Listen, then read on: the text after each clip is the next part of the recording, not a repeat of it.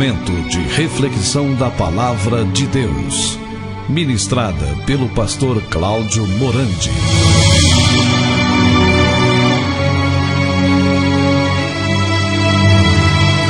Nós vamos, em nome do Senhor Jesus Cristo, estar tomando as nossas Bíblias.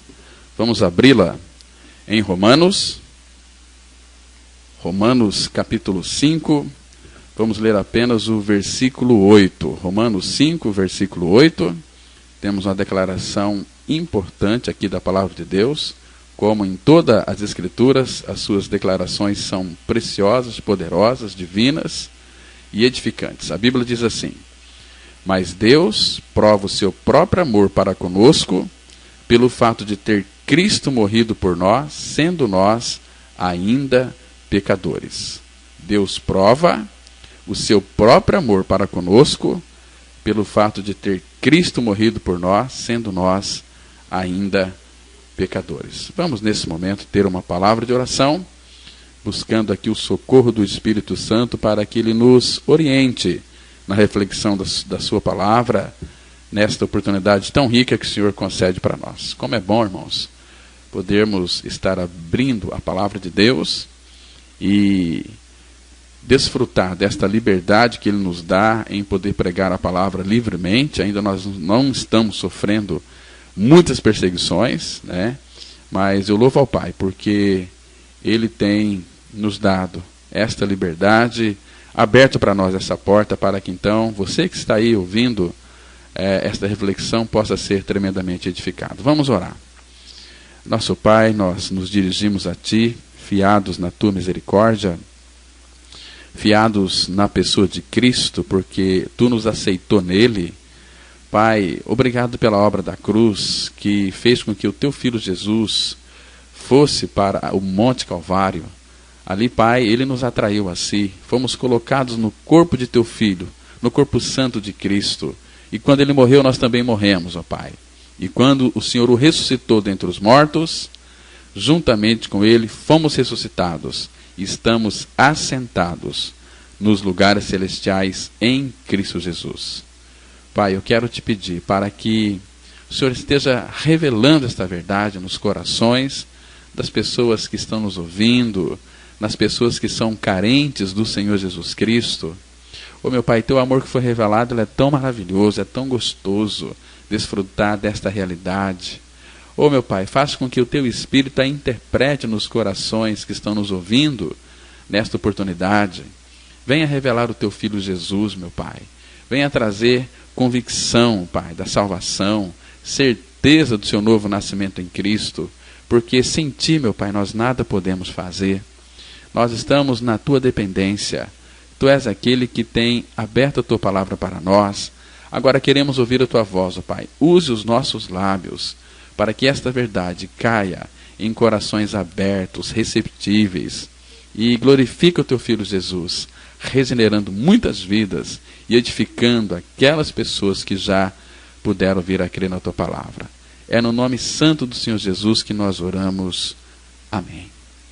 Amados, eu não sei se você é capaz de imaginar o que deve ter sido para o nosso Senhor Jesus Cristo a primeira vez que Ele se sentou ali no círculo de seus discípulos, depois de terem se tornado amigos. Imagina aquela cena tão preciosa, né?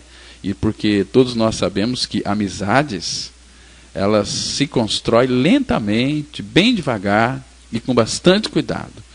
E com certeza ali, meus irmãos, os discípulos, eles passavam por esse processo com Jesus.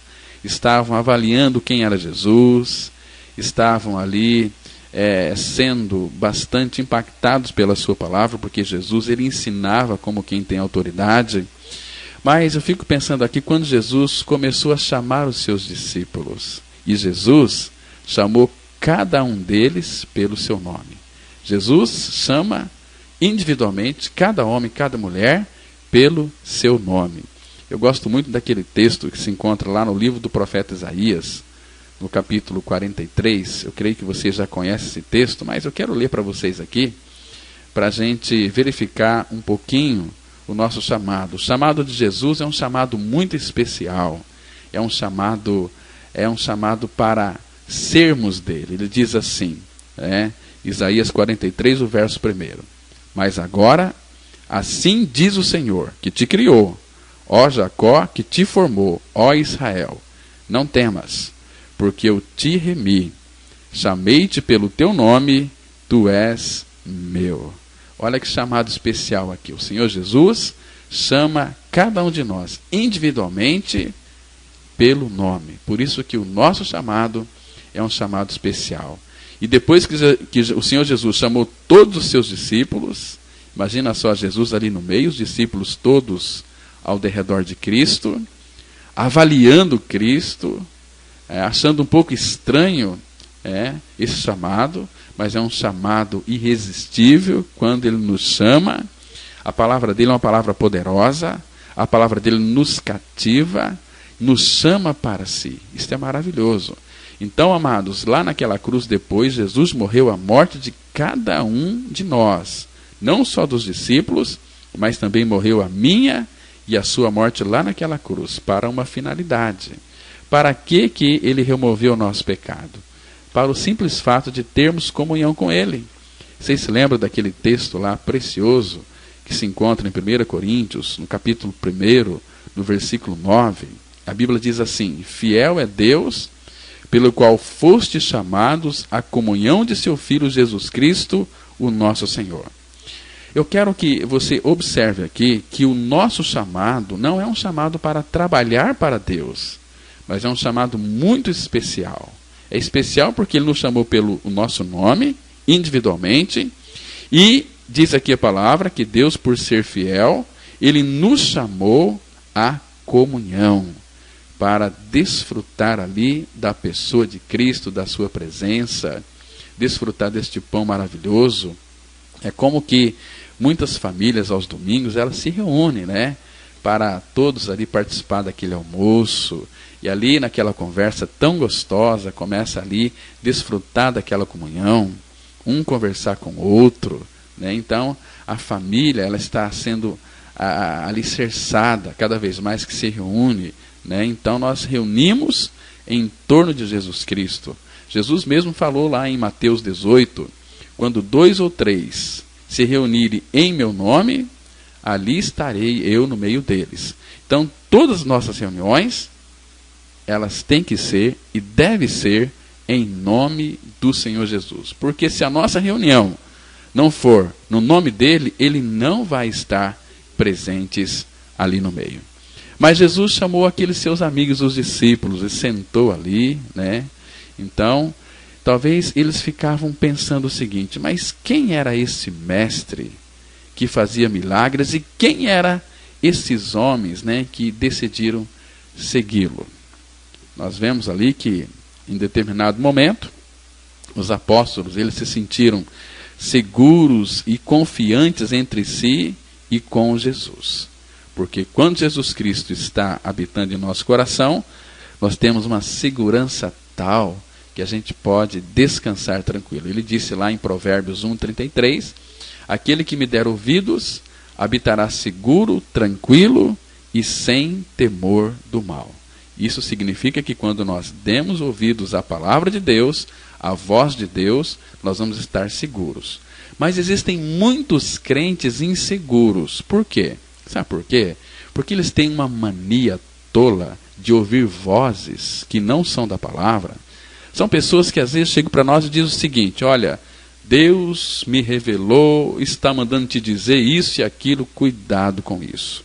Porque tudo aquilo que Deus tem para nos dizer está escrito. Então, quando eu vejo um homem ou uma mulher que se diz crente, fala: olha, Deus me falou comigo nesta noite e mandou te dizer isto, eu falo: está escrito aonde isso? Porque tudo aquilo que Deus disse para mim e para você está escrito na sua palavra. E Deus não tem compromisso com esses visionários que estão aí dizendo o que Deus não disse, porque o que Deus disse está escrito na sua palavra. Fora disso é engano satânico, é vozes que a pessoa está ouvindo aí do diabo, mas não é de Deus. Porque segundo está escrito lá no livro do profeta Jeremias, no capítulo 1, do versículo 12, a Bíblia diz que o Senhor fala assim: eu velo sobre a minha palavra para a cumpri-la. Então Deus, ele vela, ele tem um zelo, ele cuida sobre a sua palavra, para cumprir a sua palavra. Então ele não tem compromisso com aquilo que não está escrito na sua palavra. As pessoas às vezes ficam ouvindo vozes de Satanás, do diabo, sussurrando aí em seus ouvidos, dizendo que é o Senhor, mas não é o Senhor. O Senhor hoje nos fala pelo Filho, nos fala pela pessoa de Cristo. Então tem muita gente aí sendo enganada, sendo iludida, ouvindo vozes, e essas pessoas normalmente são pessoas ciumentas, inseguras, temerosas, porque o diabo é muito astuto. Ele sempre tenta imitar aquilo que Deus disse em sua palavra. E Satanás, ele também tem os seus ministros atuando dentro das igrejas nos dias de hoje. Se você ler, por exemplo, lá no 2 Coríntios, segunda carta de Paulo aos Coríntios, no capítulo 11, você vai verificar ali que Paulo tinha um receio muito grande. Lá em 2 Coríntios 11, 3, ele disse assim: mas receio que, assim como a serpente enganou a Eva com a sua astúcia, assim também sejam corrompida a vossa mente e se aparte da simplicidade e pureza devidas a Cristo. E aí no mesmo capítulo, no versículo 13 até o verso 15, ele diz assim: preste bem atenção na palavra de Deus. Esta aqui é a verdade da palavra de Deus que você precisa ouvir. Embora eu sei que muitos crentes não gostam de ouvir essa palavra. Diz assim a palavra: porque os tais são falsos apóstolos, obreiros fraudulentos, transformando-se em apóstolos de Cristo. E não é de admirar, porque o próprio Satanás se transforma em anjo de luz. Não é muito, pois, que os seus próprios ministros se transformem em ministro de justiça, e o fim deles será conforme as suas obras. Então, irmão, Satanás tem os seus ministros de justiça, E então, interessante que quando uma pessoa começa a ouvir a palavra de Deus, ela recebe essa palavra com alegria, com bastante alegria mesmo, Mas aí Satanás, ele range os dentes. Ele sempre vai fazer de tudo para desviar os seus olhos da palavra. Ele quer que você fique na religião, fique no engano. Ele quer que você fique aí desfrutando. E o ser humano, principalmente os crentes brasileiros, tem umas tendências socialistas. Nós gostamos de ficar todo emperequetado, num ambiente muito gostoso, onde tem ali pessoas bastante distintas. Mas não é assim que funciona com Cristo. Aquele que passou pela cruz, se elas querem ser grandes, é para ir lá no final da fila. Mas eu conheço muitas pessoas que têm aí umas tendências socialistas, que gostam de vestir aquelas roupas pomposas, estar falando de Jesus de uma forma assim categórica, Olha, nós estamos aí, nós temos que orar, nós vamos agora, aquela coisa toda, e sem a cruz de Cristo, São pessoas que estão indo a passos largos para o lago de fogo e enxofre, que é a segunda morte. Porque Jesus, ele foi tão claro quando ele explicou ali a parábola do semeador. Vocês se recordam muito bem lá de Mateus capítulo 13, quando Jesus, do versículo 1 até o versículo 9, ele conta a parábola do semeador. Aí depois, aproximaram-se os discípulos de Jesus e lhe perguntaram: Senhor, por que o Senhor ensina por parábolas? Aí Jesus respondeu para eles: porque a vós outros é dado conhecer os mistérios do reino dos céus, mas àqueles não lhes é concedido, porque eles não querem o Senhor. Eles não querem uma vida de cruz, de negar a si mesmo, dia a dia tomar a sua cruz e seguir ao Senhor. Porque eles pensam e têm aquele sentimento de perda, mas é exatamente isso que o Senhor quer fazer em nós. Quem ama a sua vida, perdê-la-á. Então agora, quem odeia a sua vida por amor a mim e do Evangelho, esse a preservará para a vida eterna. Então, amados, aí Jesus, ele disse ali, explicando aquela parábola do semeador, ele disse assim, lá em Mateus capítulo 13, versículo 15, porque o coração deste povo está endurecido, de mau grado ouviram com os ouvidos e fecharam os olhos, para não suceder que vejam com os olhos, ouçam com os ouvidos, entendam com o coração e se convertam e sejam por mim curados. E depois ele continua dizendo: olha, vocês são bem-aventurados, porque porém os vossos olhos, porque veem, os vossos ouvidos, porque ouvem.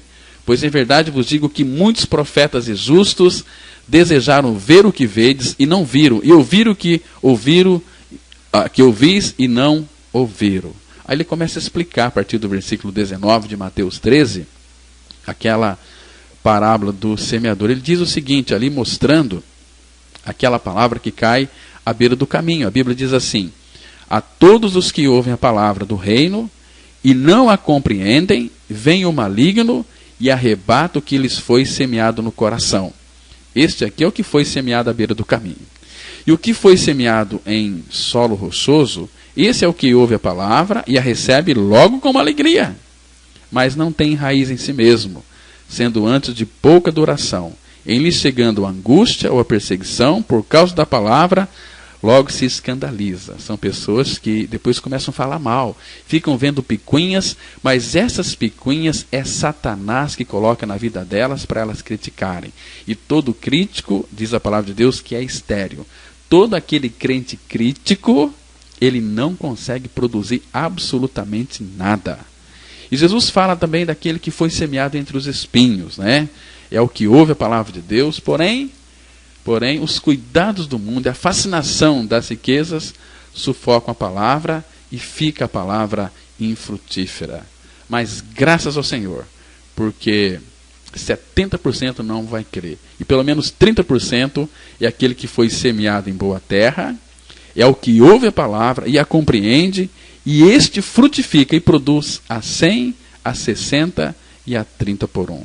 E aí uma pessoa pode perguntar o seguinte: mas por que aqueles irmãos, entre aspas aqui, né, aqueles irmãos que começaram bem, frequentando a palavra, ouvindo o evangelho da graça, a verdadeira palavra de Deus, igual muitas pessoas às vezes vêm falar com a gente, né? Olha, pastor Cláudio, agora eu estou conhecendo a verdade, agora eu estou conhecendo a palavra.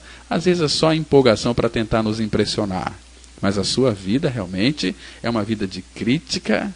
É mulheres criticando o marido criticando a mulher, vive um inferno em casa.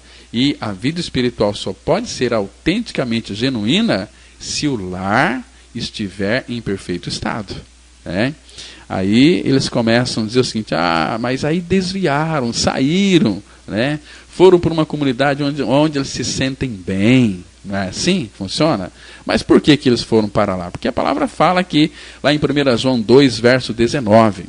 eles saíram de nosso meio, entretanto não eram dos nossos, porque se tivesse sido dos nossos, teriam permanecido conosco. Todavia eles se foram, para que ficasse manifesto que nenhum deles é dos nossos. Porque se tivesse sido dos nossos, daqueles homens e mulheres que tiveram os olhos abertos e passaram pela cruz, eles permaneceriam conosco. Mas infelizmente, né, aquele que crê será salvo, aquele que não crê já está condenado. E Jesus, ele tem chamado o seu povo para uma relação íntima com ele, para uma comunhão preciosa com ele, né? Então, ali nós vemos que os discípulos, eles não precisavam mais pedir palavra para Jesus, nem tentar impressionar também uns aos outros, porque eles puderam colher os frutos daquela amizade de Cristo, a liberdade de ser sincero, de rir, de fazer perguntas para Cristo, né? Aparentemente perguntas bobas, e também de relaxar ali na presença dos demais. Agora, irmãos, o que Jesus deve ter sentido com tudo isso? Não era o que ele sempre buscara? Porque, irmãos, durante séculos, homens e mulheres se mantiveram a uma grande distância de Deus, com vergonha dos próprios pecados e intimidados pela santidade de Deus. Porque nós vemos ali que o Deus do Antigo Testamento era um personagem assustador, e sentir seguro ao seu lado era impensável. Mas Deus nunca pensou assim a respeito do ser humano. Deus, ele levava adiante o seu plano de restaurar a amizade com os seres humanos, e é isso que nos fala o Novo Testamento. Porque ali no Novo Testamento, na forma de Jesus, Deus era capaz de se sentar na companhia daqueles que amava E as pessoas se sentiam muito à vontade para participar de uma conversa franca com Jesus, que era o Deus encarnado. Como é que nós sabemos que Jesus era o Deus encarnado? Porque ele disse lá para Filipe, lembra? Lá em João 14, quando Filipe perguntou para Cristo, Senhor, mostra-nos o Pai, isso nos basta. Em João 14, 9, Jesus disse para Filipe assim, Filipe, eu estou há tanto tempo convosco e não tendes me conhecido? Quem vê a mim, vê o Pai. Como diz tu, mostra-nos o Pai? Irmãos, que experiência maravilhosa, né? Ali estava diante de Filipe, porque Jesus, ele era o verdadeiro Deus, né? Porque essa verdade, João, ele afirma lá na sua carta, em 1 João, capítulo 5, versículo 20, lá está escrito assim, também sabemos que o Filho de Deus é vindo, e nos tem dado entendimento para reconhecermos o verdadeiro. E estamos no verdadeiro, em seu Filho Jesus Cristo, este é o verdadeiro Deus e a vida eterna. Jesus Cristo, ele é o verdadeiro Deus e a vida eterna. Jesus é Deus.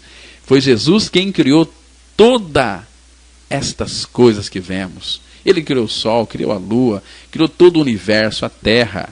Tudo foi criado por meio de Cristo. E também não só por meio dele, mas tudo foi criado para ele também, né? Então, amados, que experiência deve ter sido para Jesus estar ali com pessoas que não se impressionavam com ele e que podiam sinceramente alegrar-se ali com a sua presença. Porque estar na presença de Jesus é tão gostoso, é uma delícia você desfrutar da comunhão dele. Infelizmente, muitos cristãos têm perdido de vista essa intimidade com ele, essa comunhão com ele, né? Como é bom você poder prostrar-se aos pés do Senhor e aprender da sua palavra.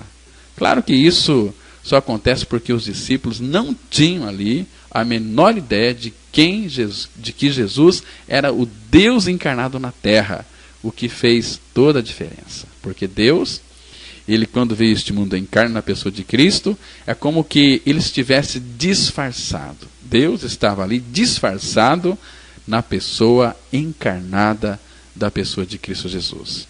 Então, irmãos, eu gosto de chegar mais cedo, sempre nos lugares onde eu vou aí pregar a palavra, dar uma palestra, para poder conhecer as pessoas, né, que me convidam e ter algum tempo para me misturar ali juntamente com aquela multidão. Então eu me apresento apenas pelo meu primeiro nome, nunca deixo que saibam que eu sou o pregador da palavra. Então, como poucos descobrem isso, eu consigo participar de conversas sinceras antes de subir ali ao púlpito para pregar a Cristo crucificado. Porque eu aprendi, meus irmãos, que as pessoas, elas me tratam de forma diferente antes de descobrirem que sou eu, né, o pregador, ali que vou ministrar ali naquela comunidade. E aí as pessoas, elas são mais autênticas, elas ficam mais à vontade ali para falar sobre as suas vidas e sobre as suas aspirações. Agora, quando elas descobrem que sou eu, tudo muda, né? Elas se mostram muito mais reservadas, inibidas, elas preferem concentrar as perguntas em mim e também no meu trabalho, né? Por isso que o nível de amizade que eu começar a estabelecer é muitas vezes destruído depois que a minha identidade ela é revelada. Antes disso, nós podemos misturar no meio dos povos, né? Então, eu acho muito interessante isso. Assim também era Jesus. Eles não conheciam ele, né? E o Deus encarnado estava ali no meio deles, sentado naquela roda, desfrutando daquela comunhão preciosa com os seus discípulos. E eu confesso para vocês, meus irmãos, que isso é um tanto constrangedor. Eu já vi pessoas que se aproximaram espontaneamente, se encolheram envergonhadas ao me identificar. Mas depois da pregação, algumas até mesmo vêm pedir desculpas, né, por não terem me reconhecido e por terem ali falado sem parar sobre os filhos ou trabalho, como se esses assuntos se tornassem banais, porque eu sou quem sou, pregador, eu sou um mero pregador, irmãos, né? Não estou acima de ninguém. Então ali eu digo para aquelas pessoas que fui eu quem perguntei sobre os filhos, sobre o seu trabalho, porque eu estava verdadeiramente interessado em saber a respeito, né? Mas uma vez que as pessoas nos identificam, né, como pregador, convidado, então é difícil a gente se livrar dessa imagem. Eu não queria que as pessoas tivessem esta imagem de mim, não. Olha, o pastor Cláudio, pregador da palavra, é esse grande homem de Deus. Não tem grande homem de Deus. Nós somos um em Cristo. O nosso pastor é Cristo. Nós estamos numa função pastoral de falar a respeito dele. O assunto nosso é Cristo. Por isso que, geralmente, é preciso muito tempo para que as pessoas relaxem, e que me vejam a mim como irmão em Cristo, que realmente eu sou. Porque essa experiência me leva a concluir que a relação com Deus, ela sofre com limites e dificuldades ainda piores. Por isso, meus irmãos, eu entendo porque Jesus, ele teve que usar um disfarce para estabelecer a amizade que sempre desejou manter com as pessoas. Que disfarce é esse? Em João 1,14 é revelado. E o Verbo se fez carne, o Deus se encarnou na pessoa de Cristo e habitou. Ele colocou a sua tenda entre nós. E ali estavam os discípulos. Eles estavam diante da manifestação física de Deus e ignoravam isso completamente. É claro que eles sabiam que Jesus é um homem de Deus. Agora, quem poderia testemunhar os seus milagres e ouvir suas palavras sábias sem perceber uma coisa dessas? Olha, irmãos, em pelo menos uma ocasião, os discípulos, eles identificaram Jesus como Messias, mas não havia nada nas expectativas dos judeus do século I que indicasse que Deus encarnaria, que o Verbo se fazia carne. Os judeus, eles esperavam que o Messias fosse um homem a quem Deus daria poderes, como aconteceu com Moisés, Davi e Elias. Mas a ideia de Deus assumir a forma humana e assim habitar na terra era inconcebível para a mente dos discípulos, para a mente dos judeus. Porque como poderia o Deus Todo-Poderoso viver entre os pecadores e conversar diretamente com eles? Como? Parece uma história absurda. Agora, a história dos judeus, narrada lá no Antigo Testamento, registra certos momentos ali em que Deus se aproximou das pessoas e até mesmo os mais justos desviavam o olhar temerosos. Por quê? Porque eles pensavam que era isso que Deus queria, mas como veremos, essa reação tinha mais a ver com a maneira como os pecadores se comportavam diante de Deus do que com a maneira como Deus queria ser reconhecido. Então, meus irmãos, Jesus se revela ali para aquelas pessoas. Então, Deus, na pessoa de Cristo, ele se disfarçou. Como? Primeiro como um bebê, lá na manjedoura. Imagina só, como aquele Deus que é todo-poderoso, que criou todo o universo, se fez carne e nasceu ali do ventre de Maria, naquela manjedoura, o Deus encarnado, o Deus criador, o Deus que cuida de nós, precisou de ser cuidado por Maria e José. E depois, ele se revelou como um menino criado em Nazaré. E finalmente, como um homem subindo ali as colinas da Galileia. E ninguém imaginava que Deus viveria entre os homens, meus irmãos. E por isso, ninguém se encolhia de medo ou se constrangia na presença de Deus ali, encarnado em Cristo Jesus. Então, irmãos, Deus estava ali entre os homens como sempre ele desejava estar. Pessoas com vidas fracassadas, nós vemos ali que se aproximavam dele e não eram repelidas. Os seus seguidores se sentiam ali seguros o bastante em sua presença para serem honestos, para abrir a caixa preta, mesmo quando revelavam certa arrogância ou ambição pelo poder. Agora Deus podia vivenciar a amizade que sempre quis ter com o seu povo e por meio dessa relação libertar aquele povo do seu pecado. Que coisa linda, meus irmãos, que coisa linda. Nem mesmo ali, o último dia da vida de Jesus, antes dele ser crucificado, os seus discípulos descobriram quem ele era realmente. E foi o próprio Jesus quem afirmou isso durante a última ceia que teve com eles. Lembra lá o que ele disse em João 14:7? Ele disse assim: se vocês realmente me conhecessem, conheceriam também meu Pai. Já agora vocês o conhecem e o têm visto. Olha que texto lindo, irmãos. Porque vocês conhecem o Deus Todo-Poderoso, Criador de todas as coisas, porque Ele está aqui diante de vocês. Se vocês realmente me conhecessem, vocês conheceriam também meu Pai. Mas agora vocês o conhecem e já o têm visto. Por quê? Porque eu estou diante de vocês. Quando Felipe ali pediu, que mostrasse o Pai, Jesus foi ainda mais claro. Olha, você não me conhece, Felipe? Mesmo depois de eu ter estado com você durante 3 anos e meio? Porque quem vê a mim, Felipe, vê o Pai, vê o próprio Deus. Como você pode dizer, mostra-nos o Pai? Eu estou diante de você. Queridos, Jesus Cristo estava ali, encarnado, o Deus Todo-Poderoso, diante de Felipe. Mas agora, meus irmãos, Jesus queria que seus discípulos soubessem. O disfarce estava prestes a ser abandonado. Em João 14:10 está escrito assim: você não crê que eu estou no Pai e que o Pai está em mim? Você não crê que eu estou em meu Pai e meu Pai está em mim? E que eu e o Pai somos a mesma pessoa? Lá em João 10, versículo 30, Jesus disse assim: e eu e o Pai somos um. Ou seja, eu e o Pai, nós somos a mesma pessoa.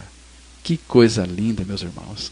Como é bom você meditar na palavra de Deus. Ali nós vemos que em poucas horas, Jesus, ele seria tirado do meio deles, seria julgado, torturado e executado. Só que quando Jesus Cristo foi executado naquela cruz, quando ele foi crucificado, quando a cruz foi levantada da terra, e Jesus estava ali pendurado, mais ou menos meio-dia aconteceu algo extraordinário, maravilhoso. Sabe o que aconteceu? Jesus nos atraiu a si.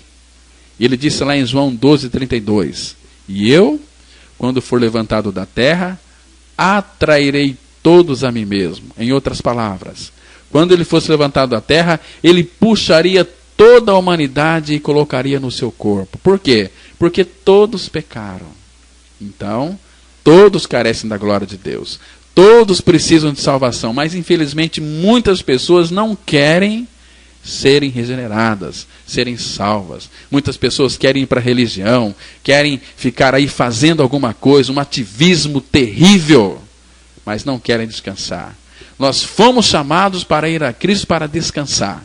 E uma pessoa só vai descansar em Cristo o dia que crer que ela foi incluída naquele sacrifício. Porque Jesus nos atraiu, nós fomos colocados nele. E quando ele morreu, eu e você estávamos nele, fomos crucificados, fomos mortos, fomos sepultados e ressurretos juntamente com Cristo.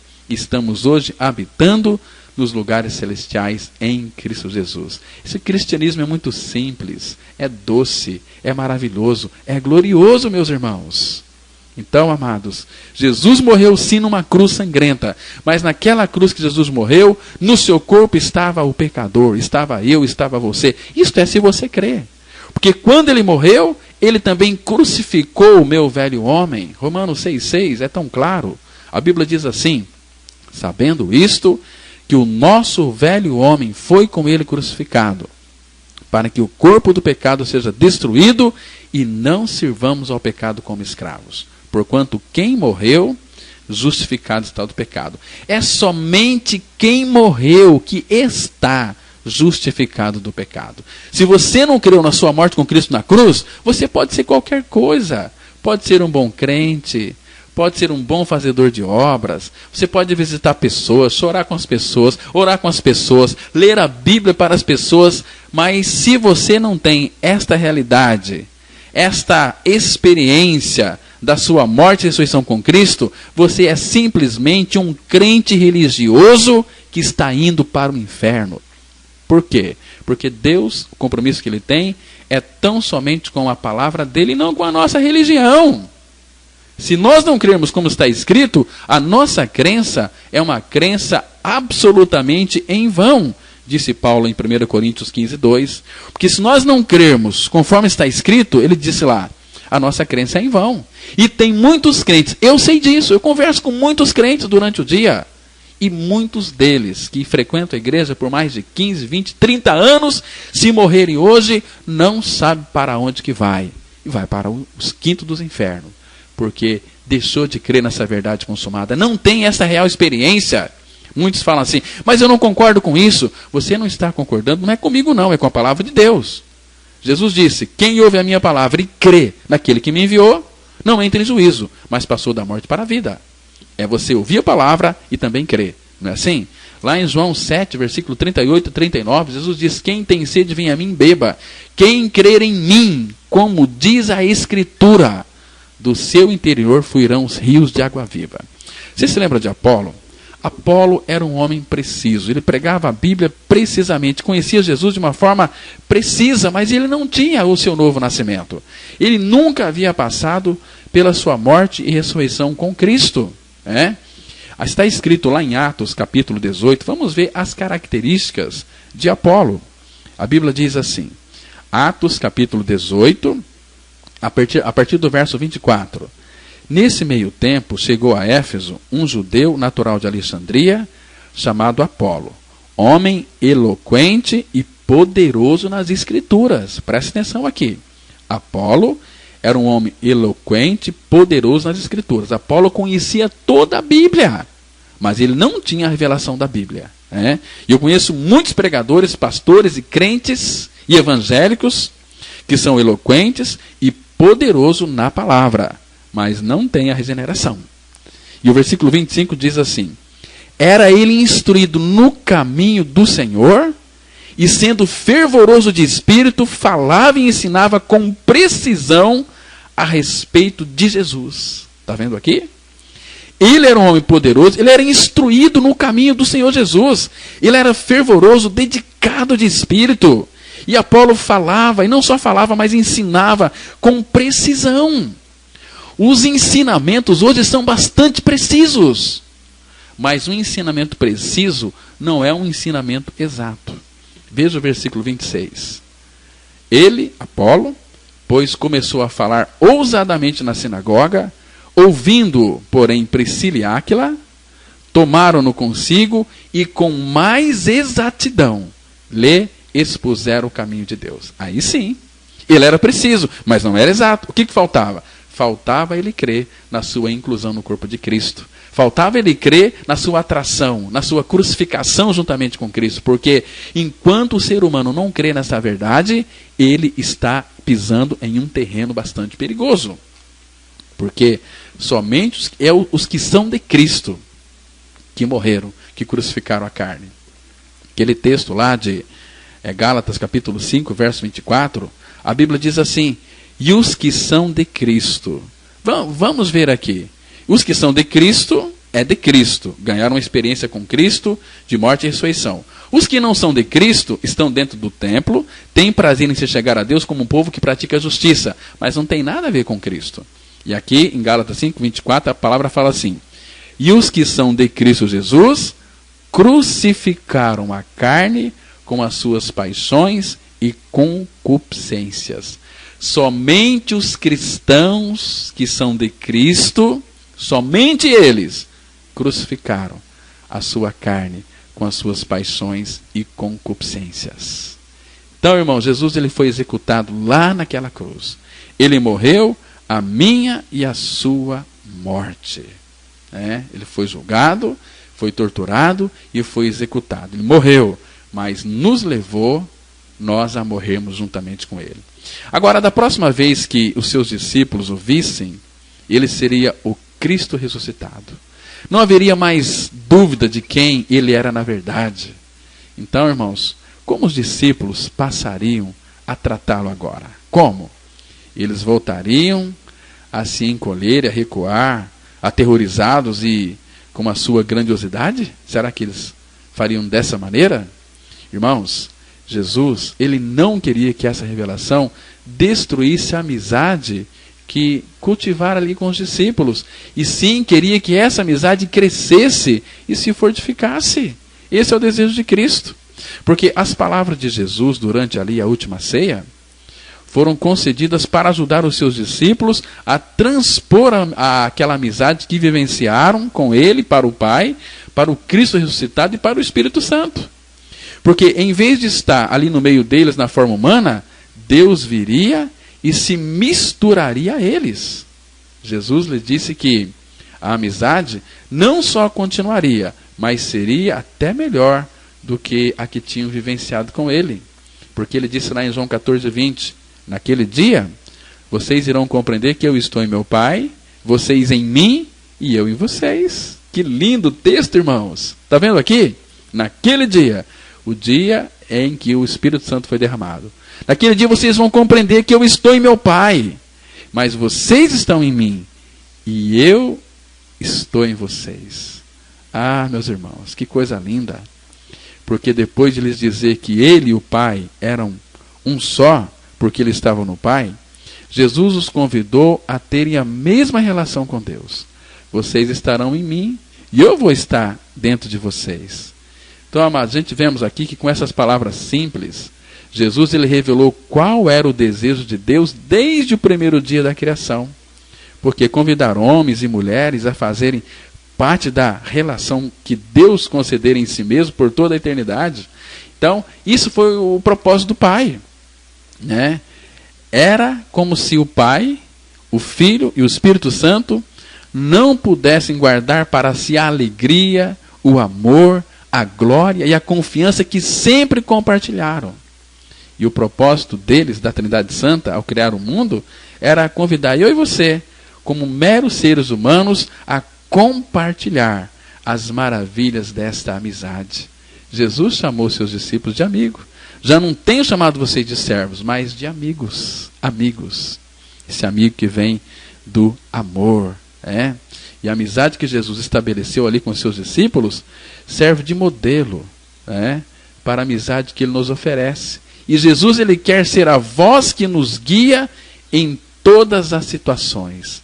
A paz que consola o nosso coração atormentado e também a força que nos mantém de pé no meio da tempestade. Jesus quer estar mais próximo de mim, de você, do que o seu amigo mais querido. E quer ser mais leal do que qualquer pessoa que você tenha conhecido. Esse é o nosso amigo, é o nosso Senhor, é o nosso doce Jesus. Eu sei que isso soa, talvez nos seus ouvidos, um absurdo.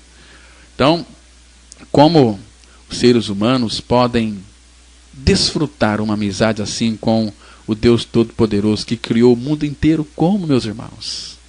Olha, não será pretensão aqui pensar que Jesus conhece todos os detalhes da minha vida, da sua vida, e se importa com cada um deles.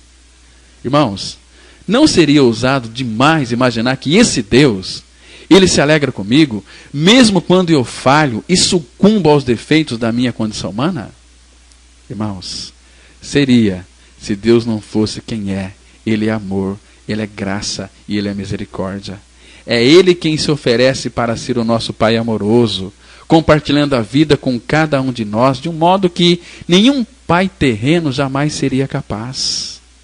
Olha, não pense nesse convite como algo espiritual e abstrato. Porque quando as Escrituras falam da relação que Deus quer ter comigo e com você, ele emprega imagens muito ternas. E elas nos descrevem como crianças amadas por um pai carinhoso, como a bem-amada um noivo esperançoso, como pintinhos ali correndo para debaixo das asas protetoras da galinha, como amigos queridos pelos quais ele se sacrificou. Deus prova o seu amor para conosco pelo fato de ter Cristo morrido por nós, sendo nós ainda pecadores. Ele morreu, mas nos levou a morrer nele. E Deus está falando claramente sobre a intimidade e a segurança de uma amizade construída no amor e também na confiança. Irmãos, muitos negam essa visão de Deus como se ela menosprezasse a transcendência do Todo-Poderoso. Eu tenho percebido que, em geral, esse medo acomete aqueles que têm uma imagem distorcida de Deus. É por isso que eu acho importante insistir na realidade que Ele nos oferece. Irmãos, a verdadeira amizade com Deus vivo nunca diminui quem ele é. E essa amizade não o reduz ao nosso nível, nem nos leva a tratá-lo de forma banal. Deus apenas define a autoridade paterna de Deus com mais grandeza. Por isso que o fato de meu pai terreno ser meu amigo não diminui a sua autoridade. Sou amigo dele e o respeito como pai. Agora, do mesmo modo, Deus quer que eu e você confiemos no seu amor e permanecemos no seu amor, para que possamos nos sentir seguros na sua presença. Mas é a presença do Deus vivo o que torna essa amizade ainda mais incrível. É a presença dele em nosso meio. No entanto, meus queridos, guarde bem isto. Para você vivenciá-la, você precisa ter consciência de quanto você é amado pelo Deus Todo-Poderoso. Você precisa ter essa consciência de que você é muito amado por Ele.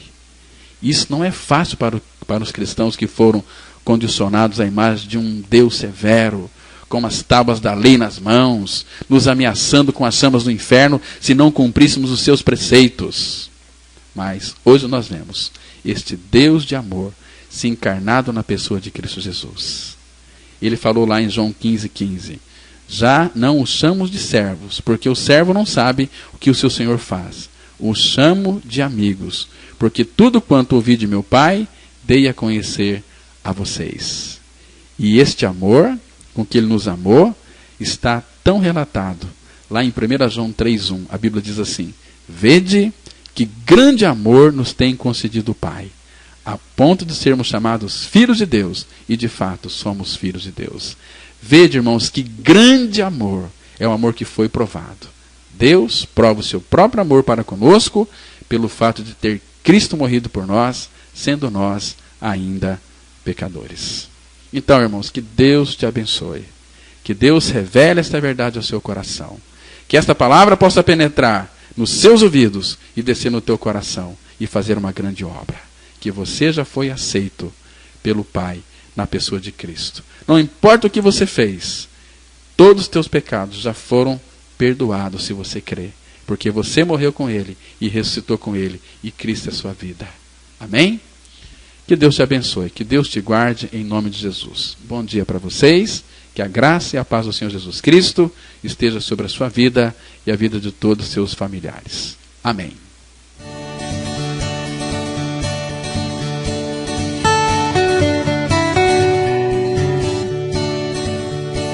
Se você se identificou com esta mensagem e quer saber mais sobre ela, ligue para o telefone 32157508 ou venha nos fazer uma visita na Rua Jequitibá 244, Vila Ideal, bem próximo ao Estádio Teixeirão. Cultos todas as quintas-feiras às 20 horas e aos domingos às 9 e às 19 horas. Tenham todos um dia abençoado pelo Senhor e até o próximo programa.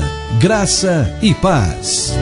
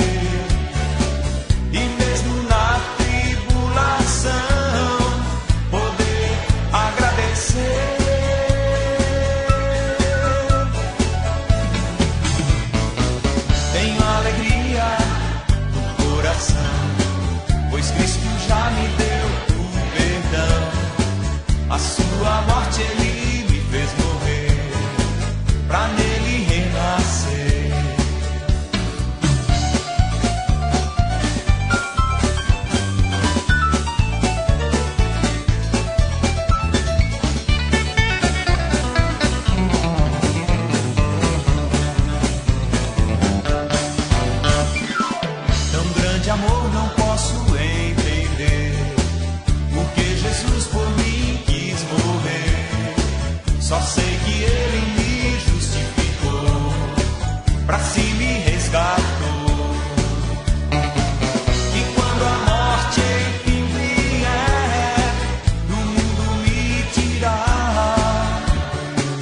certo